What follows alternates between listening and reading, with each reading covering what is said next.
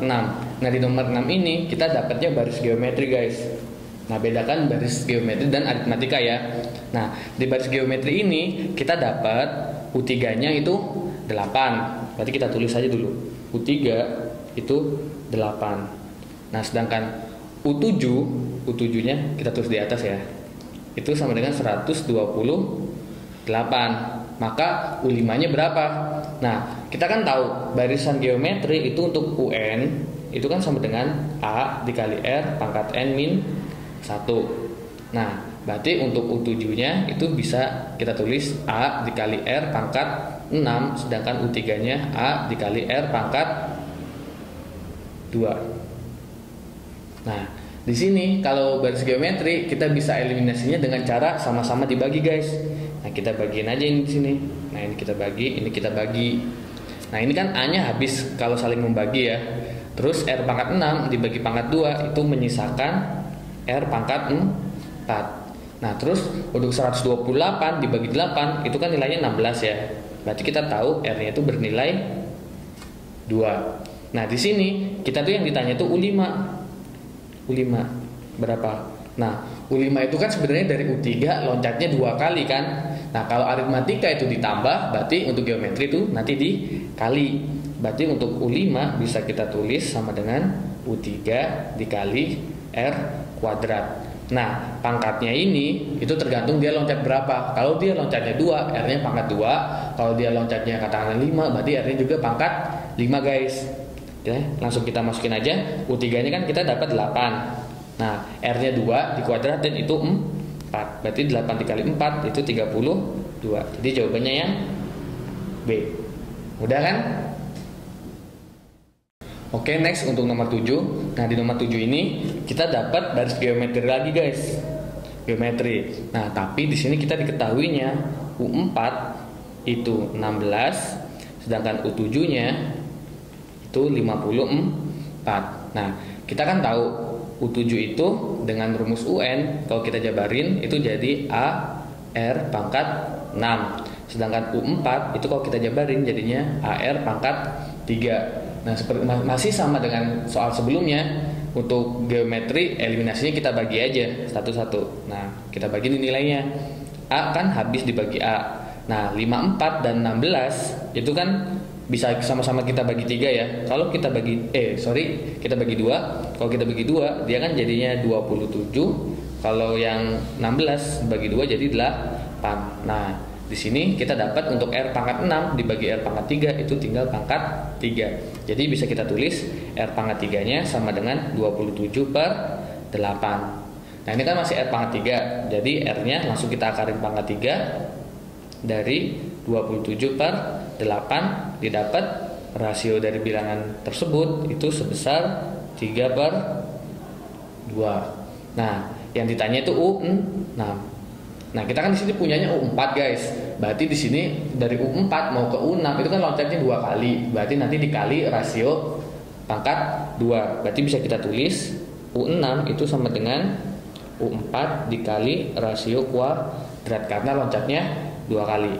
Nah U4 nya kan 16. Nah R nya kan 3 per 2. Kalau kita kuadratin dia bakal jadi 9 per 4. Nah ini 16 sama 4 kan bisa dibagi sisa 4. Nah 4 dikali 9 itu 36.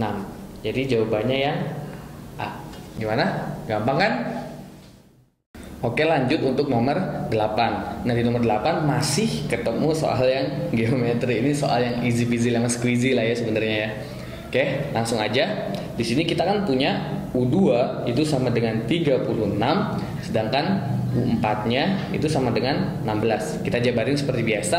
Untuk U4 dia kan A dikali R pangkat 3. Sedangkan untuk U2 itu A dikali R. Berarti nah tinggal kita eliminasi aja kan. Masih sama seperti sebelumnya. Kita bagiin guys satu-satu.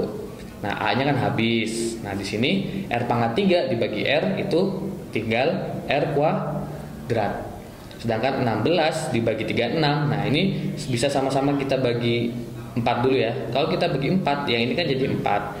Nah yang ini jadi 9. Berarti kita dapatnya 4 per 9. Berarti untuk R nya kita dapat 2 per 3. Tinggal kita akarin aja guys. Nah Terus yang ditanya U3-nya berapa sih? Nah, di sini kan kita punya U2 kan. Berarti U2 mau ke U3 dia kan cuma loncat satu aja. Berarti dia tinggal dikaliin R aja. Berarti bisa kita tulis U3 itu sama dengan U2 dikali R. U2-nya 36. Nah, R-nya itu 2 per 3. Nah, 36 dibagi 3 itu kan tinggal 12. 12 dikali 2 itu 24. Jawabannya yang D. Gimana? So easy kan? Oke, next untuk nomor 9 guys. Nah, di nomor 9 ini kita ketemu soal untuk membandingkan kuantitas P dan Q. Sebenarnya soal kayak gini gampang aja ya. Kita dapat nilai P dan Q, tinggal kita bandingin deh. Nah, langsung kita bisa jawab. Oke, langsung aja ke soalnya. Nah, di soalnya di sini jika E dan F adalah titik tengah berturut-turut AD dan DC. Nah, paling gampang kita gambar ulang aja ya. Nah, kita punya persegi. Di sini A, B, C, D, di mana E sama F itu titik tengahnya. Nah, terus kita tarik ke B. Nah, yang ditanyakan, manakah hubungan yang benar antara kuantitas P dan Q berikut berdasarkan informasi yang diberikan. Di sini kita dapat P-nya itu udah 100, berarti udah ada nih nilainya. Tinggal kita cek yang Q. Nah, yang Q ini luas EBFD dengan EF-nya 5 akar 2. Oke. Nah, EBFD itu kan yang ini. EBFD. Nah, ini bentuk layang-layang ya. Terus kita tahu dengan EF-nya itu 5 akar 2. Nah, ini 5 akar 2. Lah, kita kan tahu kalau ED dan DF itu kan sama dan mereka siku-siku. Berarti si EF ini kan sebenarnya kayak diagonal sisi pada bidang persegi ya. Berarti bisa langsung kita tentukan untuk ED-nya dan DF-nya itu sama dengan 5 guys. Nah, kalau si DF itu 5, berarti si FC juga 5. Berarti panjang sisi dari si persegi itu sama dengan 10 guys. Oke, nah karena kita udah tahu panjang sisinya itu semua 10, berarti kita bisa cari panjang diagonal dari D ke B. Nah, kalau yang ini 10, yang ini juga 10, berarti panjang diagonalnya langsung aja dapat 10 akar 2. Oke, nah dari sini kita langsung bisa dapat luasnya si EDFB. Di mana EDFB ini kan bangun layang-layang ya. Kita tahu untuk luas dari layang-layang itu sama dengan setengah kali diagonal 1 dikali diagonal 2. Langsung kita masukin aja. Berarti setengah. Nah, diagonal satunya kita punya ini 5 akar 2. Untuk diagonal 2-nya kita punya yang ini 10 akar 2. Nah, akar 2 dikali akar 2 ini kan langsung 2. Itu bisa langsung kita coret dengan setengah yang di depannya guys. Berarti tinggal 5 kali 10. Nah, 5 kali 10 itu 50 guys.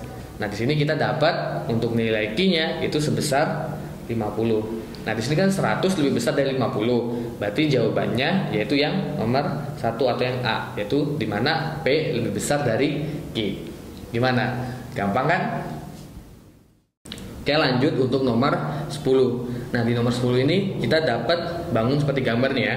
Jika AE dan CD sejajar. Nah, si AE ini sejajar dengan si CD. Sejajar, kita tandain. Sedangkan nilai P dan Q berturut-turut adalah 35 dan 65. Nah, si P-nya kan 35. Ini 35. Dan si Q-nya itu 65. Nah, ini 65.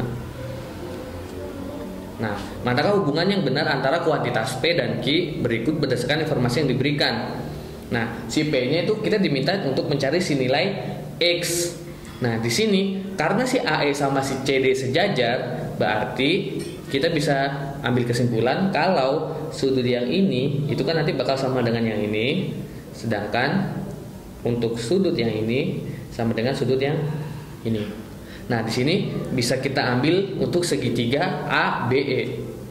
Nah, di sini kita crop dulu ya untuk segitiga ABE-nya. Nah, di sini nanti kayak gini segitiganya, di mana ini A, ini B, ini E. Nah, X-nya kan di sini nih. Ini X. Nah, A-nya kan nilainya kita udah tahu 35. Sedangkan yang E-nya itu kan sama dengan si nilai Q. berarti yang ini tuh 65. Nah, terus tinggal kita cari aja nilai si X. Nah, kita tahu ini kan salah satu sudut luar segitiga ya. Nah, dimana kita tahu sudut luar segitiga itu sama dengan jumlah semua sudut dalam selain pelurusnya. Berarti selain yang ini nih. Berarti yang dimaksud adalah jumlah yang ini ditambah yang ini. Berarti kita langsung bisa kita dapat untuk X-nya itu sama dengan 65 ditambah 35 sama dengan 100. Nah, berarti kita dapat nilai P-nya itu 100. Karena nilai Q kita punya 110, berarti kan yang besar tuh yang Q. Nah, berarti jawabannya yang opsi kedua atau yang B, di mana Q lebih besar dari P. Gimana? So easy kan?